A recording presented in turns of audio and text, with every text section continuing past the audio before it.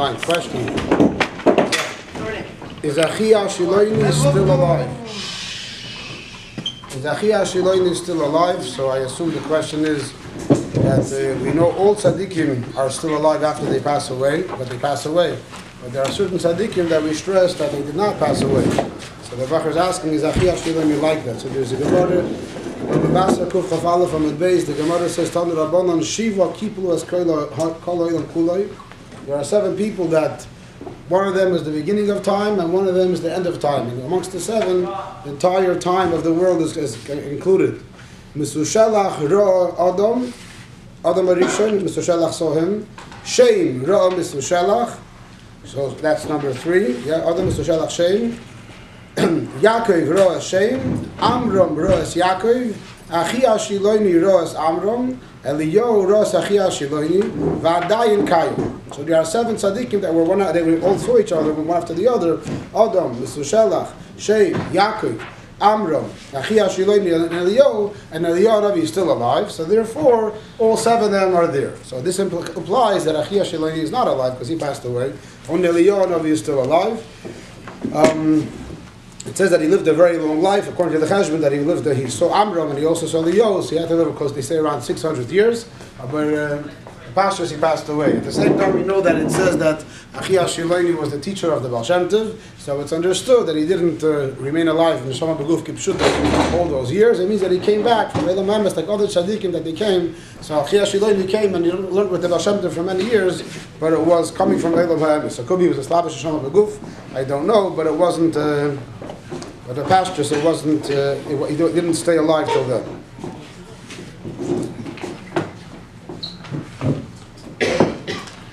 Why don't we do Tikkun Chatzos? We, as in Chabad, in the Welt, I think lately it's becoming a thing again. People are starting to do it, but in Chabad we definitely don't. And the reason is, I saw in Sfarim that it says that a Yid that doesn't really feel bad. What's Tikkun Chatzos? It's you wake up at Chatzos Halayla and you cry about the Churban of the Beis Hamikdash, and there's a nusach that you're supposed to say, which we have in our Siddur, and you sit on the ground and you put ash. So it says in Sfarim that someone that doesn't really care for what he's doing, he's just doing it b'chitzoyin, says as if. So that can cause more damage than it can be productive. So in Chabad, Bechlal, there's a very big focus on Pnimius, on being real, not faking it. So therefore, with Pashas in Chabad, you go according to that opinion. There are other opinions that say no, that Machnish Tois, even though you don't really feel it, you should still do it. But this is our derech, that if you don't really feel something that's not Emes and Pnimius, you shouldn't be doing it. We also say that about other things, that even though you don't feel 100%, you should do it anyway. But regarding Tikkun Chatzos, it says that. There were Chassidim that they did do it, that the Rabbi told them to do it. But as a general thing, it wasn't the thing that Chassidim would do. How would it be worse to do it? That's what I said. It says in this one. I can look it up again and see what he explains. Does eating Pas Shacharis still apply today? Is Pas Shacharis bread that is made of flour and water, based on what the Rambam says in Hilchos Deis? So Pas Shacharis applies today. We just learned the Gemara. Whoever remembers it recently in Girsa about all the special things that Pas Shacharis helps a person, makes him healthier, and so on. So it applies today as well. There's an interesting Shuvah, the Samach Tzedek. The Samach Tzedek seems to give it a spiritual dimension. The simple pshat in the Gemara is if you have a healthy breakfast, that's going to help for the day. So in theory, whether it's before Shacharis or after Shacharis, it'll work the same thing. Now, according to Halacha, we know you cannot eat before Shacharis, yet our minhag is we do eat before Shacharis because it helps our davening. But so once we're eating already before Shacharis, we might as well have the healthy breakfast before Shacharis. So the Tzemach Tzedek says no, that the Pas Shacharis, which mashma that says again, if it's a healthy breakfast, who cares when it is, as long as it's in the sometime in the morning. But the Tzemach Tzedek says no, it has to be dafka after Shacharis. So that's regarding it applies today. Yes, the Shulchan Aruch, it's brought down. He's supposed to have a healthy Shacharis. A friend of mine in Yeshiva was a very Chassidish Abacher, he's a very big masmid. He's always very into eating a breakfast, and he told me that he has an uncle that was Abacher, was very serious, and he used to fast almost every day till lunchtime. And at a young age, he got a ulcer, something in his stomach, which the doctor says was a result of not taking care of himself. So he used to always knock in that everyone should make sure to eat a healthy breakfast. Regarding the question, it has to be flour or bread. So there's basically 3 shittas, if you will. One shitta is the Buchacha says that anything healthy, even a cup of coffee with sugar and milk, if it's a filling, is also enough. and the Pri Megadim says it has to be dafka chameshes minei dogam, and then there's a pashut of pas. So meaning, I don't think anybody argues that the Pri Megadim has to be bread mamish, but the Pri Megadim does say it has to be dafka chameshes minei dogam. So cake or cookies, crackers can also be enough. Well, what about like oatmeal? For sure, yeah, oatmeal also chameshes minei dogam. According to the second. It's also anything that's dogam chameshes minei dogam. Yeah, it's not like bread. It's chameshes minei dogam, I think. Is there any to dafka wash? Bread? In Chaydim, Pshudishal Gemara is like that. Pshudishal Shas, pas means bread. But you see that some places can say that even a nutritious drink, a smoothie, would also be good enough. And those that are machmir are more. They say it has to be at least chameshes minei dogam. But I don't think I saw anyone that says it has to be pas mamish. What? The point is for health. Yeah. Right. It says in Shulchan Aruch Yeridei Siman Kuf Pei Beis that it is also for a man to look in a mirror. So how come everyone does?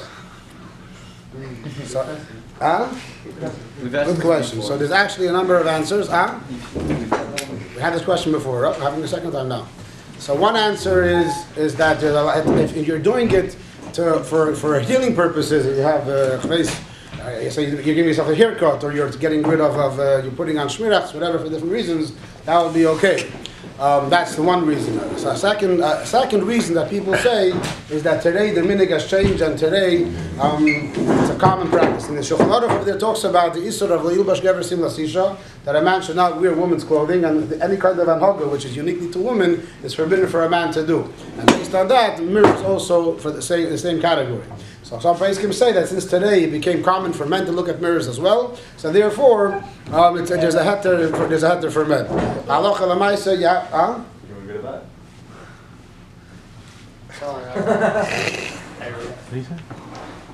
In the Zohar it's brought down. I just saw someone saw that the Zohar says that it brings upon a person a ruchos rois, it brings bad things upon a person when he looks at a mirror. And then I also heard that there was one of the Bali Atosfos that when for medical purposes, whatever, eye shots, eye drops, whatever he needed, so he would look in the mirror, he would cover the other parts of his face, so he should only see what the heter is, nothing else. When they said there's a story, there was a big chassid of Gavriel Mayor, and they say about him that he came to America and he was by a chasana and all the Torah, and he was by the chasana. He suddenly saw a yid with a big white beard, and he was so excited to see a chiddush yid, so he ran over to him and he bumped into the mirror. So that was in the past. That's where most Chassidim never knew how they look. There was no such thing as looking in mirrors. So by Chassidim, definitely it's not an accepted practice to look in mirrors. And for tefillin also, obviously it's mutter for a specific purpose. But to make yourself look nice in that sense, that remains the chayr of the category of leilbash. Go on in our circles.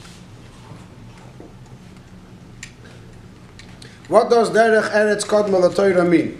If you are in a place where it is rude to decline food, and someone offers you chazer, should you eat it because derech eretz kodma l'Torah? The bacher obviously understands that not, but the bacher wants to understand what's the pshat. So first of all, you have to understand we're now in the 6 weeks between Pesach and Shavuos, and we're learning about Pirkei Avos, and everybody knows that Pirkei Avos is about derech eretz and midas tovos. And we all know the first mission of Pirkei Avos begins Moshe Kibul Torah Misinai. And all the Mefarshim explain Ma Kesher, talking about good midas. Why he started with Moshe Kibul Torah Misinai? It's meant to teach us that good midas are also part of Torah. You don't want, if you're learning ethics, you want to know derech eretz, you don't go to a goy and you ask him, okay, what's considered proper etiquette? What's the proper way of behaving? Everything in midas comes from Torah. Derech eretz kodma l'Torah. There's different ways of being mefarish it. There's ways of saying it. In order to be successful in Torah, you have to have good midas. But the kuli alma, the derech eretz, the midas, are something which is accepted according to Torah. The Torah decides what's considered derech eretz, and obviously the Torah says you have to have good midas, and you have to be well behaved and respectful. It doesn't mean that if somebody asks you to do an avera, you have to be respectful and listen to that. Good midas means in all things that are not connected to Torah, not connected to not against any halacha. You have to be kind. The good midas, but it's derech eretz kodma l'Torah. Again, according to the simple pshat in this, you're learning that it means good midas. The pshat would mean that to be successful, and then with that Torah, you have to have first derech eretz. There's a few other lashonos. You have to Torah in derech eretz. Then it says in main Torah in derech eretz, in derech eretz in Torah. Different ways of saying it, but all of them are the same. The pashtus That it means the good midas, so being a good person is necessary to be matzliach in limud Torah, say for yourself, say for other people. But obviously, so that's the pshat. It's only a kind of midas toivus that the Torah says they're good midas.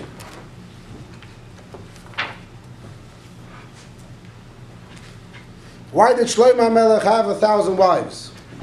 So I just read something up about it, that it writes like this. There are 3 reasons, they say. One reason is that Shlomo HaMelech was a very big Baal Tzedakah, a big Baal Chesed, and he gave money to all the many poor people. However, even Shlomo HaMelech, as rich as he was limited in his funds, in his personal funds, but then there was also funds from the government, from Beis HaMalchus. Now, the funds from Beis HaMalchus are not allowed to be distributed to regular poor people, because that's designated for Beis HaMalchus. So Shlomo HaMelech went and he married a whole bunch of poor women in order to be able to give them funding from Beis HaMalchus. That's one pshat. Another pshat is that Shlomo HaMelech was a melech meshul b'kipei, ruled over the whole world, and therefore, in order to solidify his connections everywhere, so he had to marry a woman from all countries. So this way, it made his kesher a lot stronger. Weren't they all from one place? No, it was from different queens, different royal families. Were they Jewish?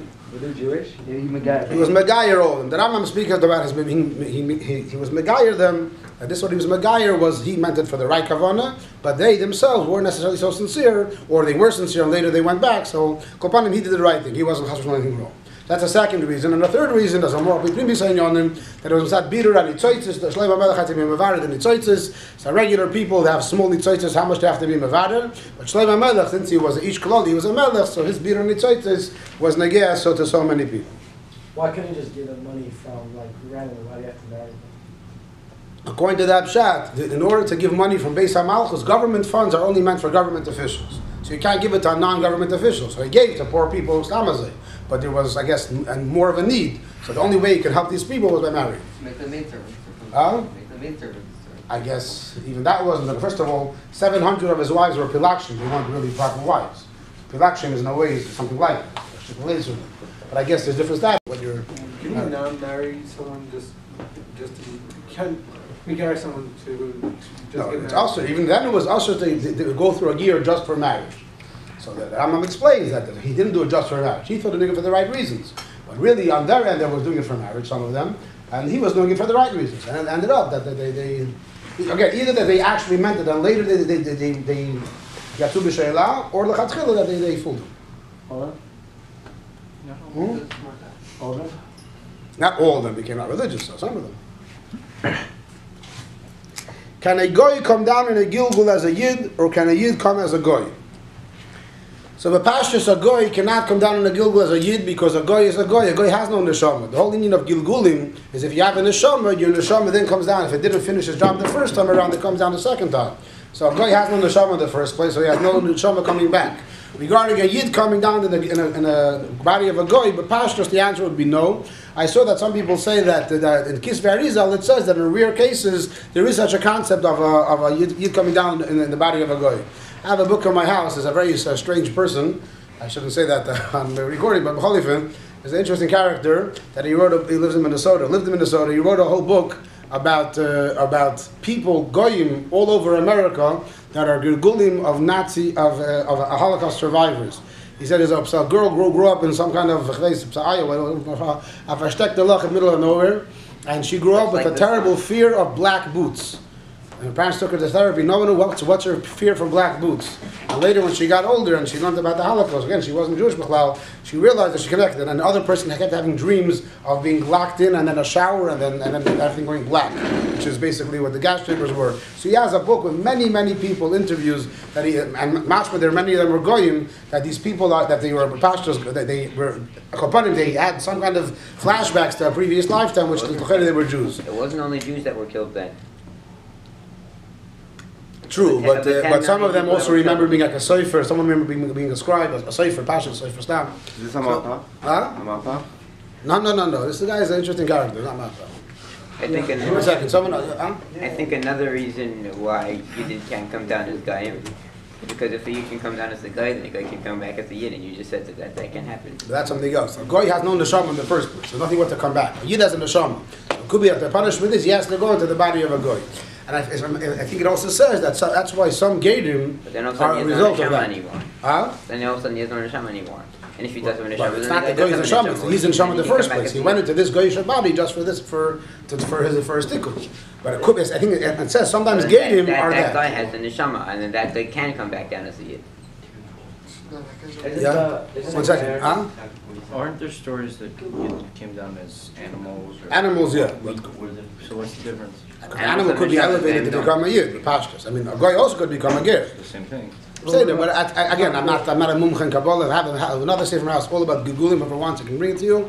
And I don't think it talks about going, but it has tons of gilgulim and all the back and forth about it. So look over there. Isn't there another guy that he has in the Shema? Like, by Hasina? It says such a thing like that, but lav dafka doesn't mean that he's a gilgul of a yid that came back down on a guy. It could be. Like a Neshama Chadasha? Kanzai, Gedim are very, very special. That's you do it. They have a tremendous considered nefesh. It says they're bnei Avram, that they have the recognition of Avram Avinu. So, They have a Neshama their whole life. hmm? They have a Neshama their whole life. It's not like. It's only revealed later. Yeah. Rabbi, two questions. Number one is you share character traits of your previous Gogolim. Sometimes it says that. Yeah, that's the famous sikha we have just now on Pesach. About Rabbi Elazar ben Azariah, who said, "Arini kiven shiv mishana." So he was only 18 years old. So he says, "I'm like 70. Who cares what you're like? You're only 18. What do you expect?" So it says he was a gilgul of whom? Who knows? Huh? Shmuel Hanavi. Shmuel Hanavi was 52 years old. 52 plus 18 is 70. So Amelis, his previous things had a shaykhus to him. Characteristics also, there's a famous story with the Oyev Yisrael, the after of. That he said he had a black and blue mark on his body, that he said in his first gilgul he was a sheep of Yaakov Avinu, and he gave him a clap once, and that's why he has a black and blue mark. Curly hair is also probably goes with that. Curly hair is also probably a result of that. But if he could come down as a person, That's the way the story goes. Like, I don't know, he was a Kohen Gadol. He has like a lot of stories about his Google. You remember them? Yeah. I was asked the same thing as Ari. is there? What did Ari ask? About if a guy think outside of you or anything. Do we have the book of Mishnah? The book of the characters? No, that I have in my house. Even my kids don't know where it is. It's hidden away somewhere. Can you bring it? Huh? Can you bring it? It's hidden for a reason. Maybe. It's, can you explain lechatchila riber and how we can apply it to our day-to-day life? So really, it's in every situation you can ask and answer. But a general thing I would say is, there's a lot of bochrim are very confused. If you're not confused yet, then you're going to be confused. And or you're already confused. It's almost impossible for a bocher to reach the age of a teenager and go from age 12 to age 20 and have no confusion in life about what's the purpose, why am I here, who said it's true, does it make sense, and so on. Everyone goes through confusion. Different types, depending on your upbringing, depending on your exposure, everyone has different types of confusion. Chatchila riber means you ignore all the confusion and you just do what you have to do in the right kind of way. And when you get older, after 20, 22, in that age, then you're more miyushav, then you can handle your stuff. You'll be able to see how most of the confusions was nothing. So that's a practical thing when you have the back and forth. Where should I go? Just drop it all. Don't think. Don't think about these and yarnim about what's my. The basics. So the chatchila riber, you just go and serve Hashem, and that's it. Obviously, there's many other applications in every person's life. And all this, let's speak to your local Orthodox rabbi. If you buy grapes from a goy, do you need to be careful about kili akerem or arlo? So the answer is no, because in Jan, first of all, in Chutz La'aretz we're very makel of the suffix. L'chatchila it says a suffix arlo, a suffix kili akerem is not an issue. But today, even if it is, it's batul bereiv. I mean, not bereiv. When it comes to arlo and kili akerem, they are the most chomer. They're not batul b'shishim, they're not batul b'meyo, they're batul b'masai. It has to be 200 connected the first one. So b'meila, obviously in the market, it's definitely a lot more kosher than if you would be not kosher. If you know for a fact that it's arlo and kili akerem, it's different. But b'derech kla, you can assume that it's not, especially usually the first 3 years regarding arlo, it's not such good produce anyway. They don't usually market it. And kili akerem, you'll see the difference in the grape b'derech kla. So it shouldn't be. It's not. Kili akerem of a guy is also? If you know 100% that he actually did it. I thought if a guy has kilayim, not kilayim. Kilayim, not kila akerem. It's kilayim and kila akerem. Kila akerem is very specific. How can someone hold himself back from doing zera levatola? So I mentioned this a few times. I'll say now inside. The Kitzur Shulchan Aruch simin kuf nun aleph. Se'iv vav. So the Kitzur Shulchan Aruch says, Hareitze lishmer atzme mechet zeh. Someone wants to guard himself from not doing this aveda. Yishmer das piv mi nivol peh. You should make sure not to speak nivol peh. Yishkorin, make sure not to lie. Medechilus, don't speak achilus. Stam v'ordim b'teilim. Lashon hara, don't speak negative about other people. Litzonus, and don't clown around the whole time. That's one thing. Dibur. 5 details, but that's all about dibur. V'chein yishmer es aznai mishmay advarim keilu. Make sure not to listen to these kind of things as well. All 5 of these things. Nivol peh, lying, rechilus, lashon hara, and litzonus.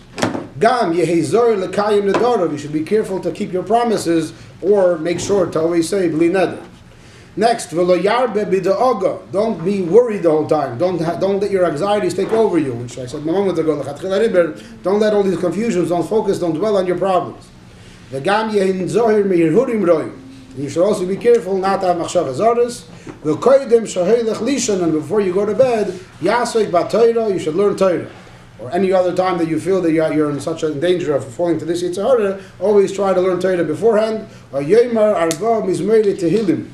Say the first 4 kapitlach of Tehillim, like we say the night of Yom Kippur. The Yizor Shaladishim Becheder Yechidi, or what Alter Rebbe says, B'bayis Yechidi. Do not sleep alone in the house.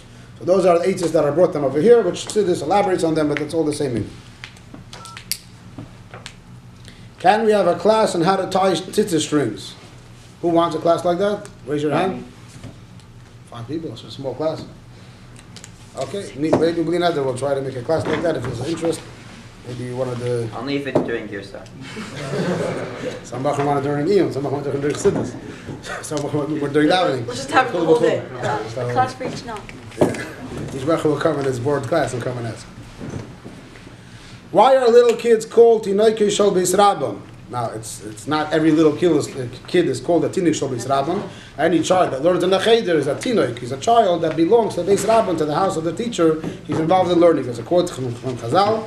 And the children are, a child in Indian shouldn't have any worries. He doesn't have the worries of an adult to support a family. He doesn't have the confusions of a bacher of being a teenager. And all he has in his life is just Torah. So a teenager is the best time to be a teenager Shel Beis Rabbon. When did Tzimtzum Harishon happen? This is the Pasha the Pshat Tzimtzum Harishon. Hashem created the world. So in Kisvei Arizal he describes what Hashem did in order to create the world. One of the things were that there was a Eir Soif that's filled up the vast space, and then we moved it aside, and then he started creating the world. So the Pasha, the answer would be that right before Hashem created the world, which was 5,781 years ago, Hashem right before that made Tzimtzum Harishon, and then from then on that's the way it is. That would be the most simple way of explaining it. If you want to ask more, the question is, well, how many years did Hashem wait till he did it? So that question is answered by saying that there was no concept of years before Hashem created Tzimtzum Harishon.